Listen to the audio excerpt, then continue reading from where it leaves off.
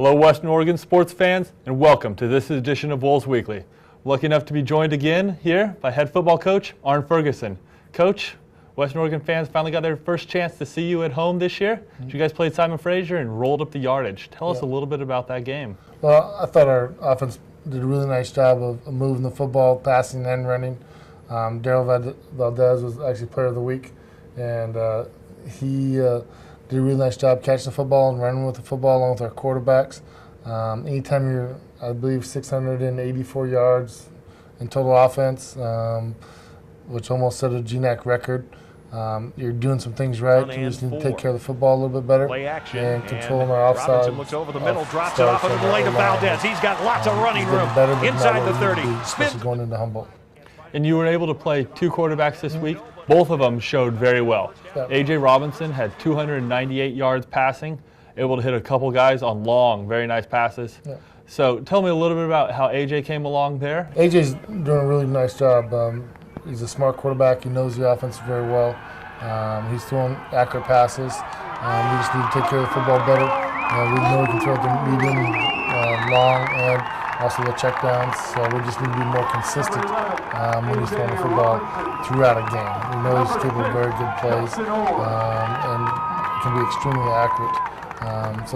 And Evan came in and ran the football also and was 4-4 with passing also. So we feel real good about those two quarterbacks' development. They haven't been tested in a game like coming up against Humboldt, where every possession is going to be crucial. But you guys, we can't just sit here and talk just about the quarterbacks or the wide receivers. As you mentioned, Daryl Valdez getting 201 yards from scrimmage, 124 receiving, and 77 on the ground. Tell me what a dynamic threat like Daryl Valdez is and what it means to your offense. Yeah, and I feel bad because he really had another 40 yards. Justin Orr came across and had a great block, and for some reason they called holding. We've looked through the film numerous times and not, and we'll wait to see what the commissioner says if that's holding or not.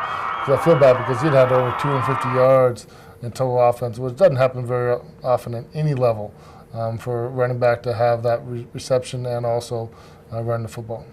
Now tell me a little bit, we're talking about your offense here. We also got some well play out of your special teams. You had pretty good shutout. So tell me how that unit was, especially in this Simon Fraser game. Yeah, we were, as far as our special teams were good. You'll see Lucas right here come up and do some really good things on the outside. Punt returns, kickoffs. We had a miscue there where we fumbled the ball in the 10. Which really is not what we liked, which ended up giving Simon Fraser some points. So we got to eliminate that. But Callie McCrae's been our guy as far as punt returners, and he got hurt, and hopefully he's okay. Here you'll see Lucas right here come up the sideline, good speed, good blocking. You'll see Bryce Pila, who had a great day on all aspects of defense and special teams, doing a really nice job.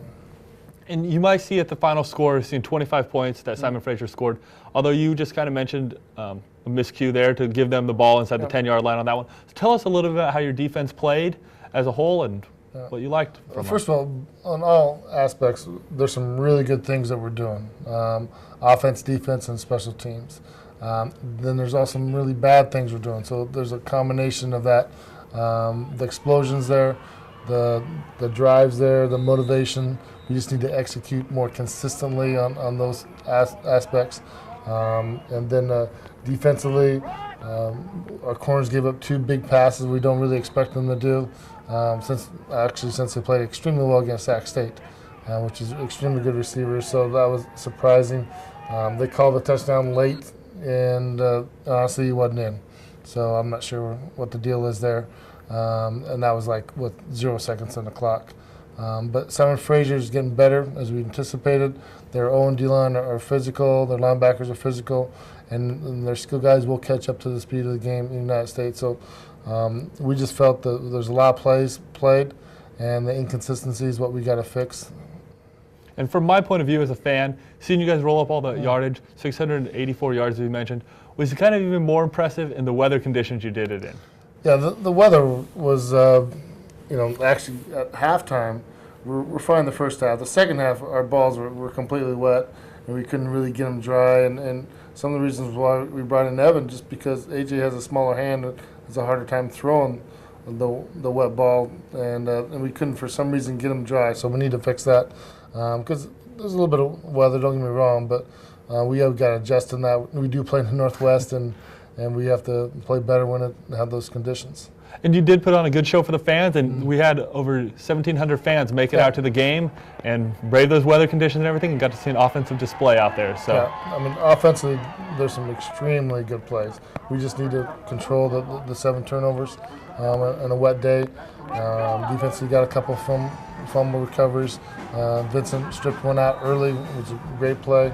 I thought we had good momentum. We just didn't keep it consistent all the way through. Well, you're going to have another chance this week in front of the hometown fans. Looking like a lot better weather this weekend, supposed to be 70 degrees out there. You get to come home and play Humboldt. They are the 3rd game in your GNAC schedule, but just your 2nd GNAC team played this year. Tell us a little bit about the Lumberjacks. First of all, the Lumberjacks are coming in with a very good team. They have a quarterback with experience that's played well, and actually there's 2 of them. They have an O-line that's really good. They have a running back transfer that is very physical, and they have a defense that flies around. So we expect a very hard-fought game, and we just have to eliminate our mistakes and see what we can do for 4 full quarters against probably one of the best Humboldt teams we've seen. And this is my own personal question, but I want to know you and as a coaching staff. How do you guys prepare, balance out, trying to learn the defense and other things to go to try to stop Humboldt State versus improving your own side? How do you look at that?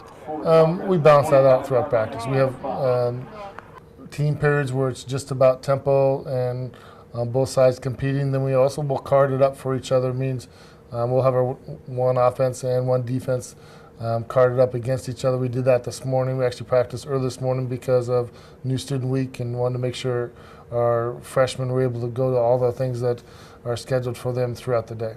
Well, fantastic. Well, I know we'll all be looking forward to this week when the Wolves take on the Lumberjacks.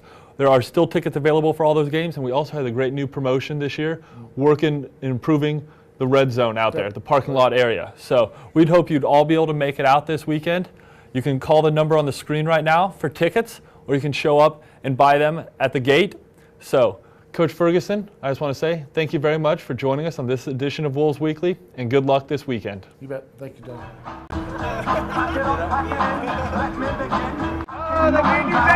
Say so! Say so!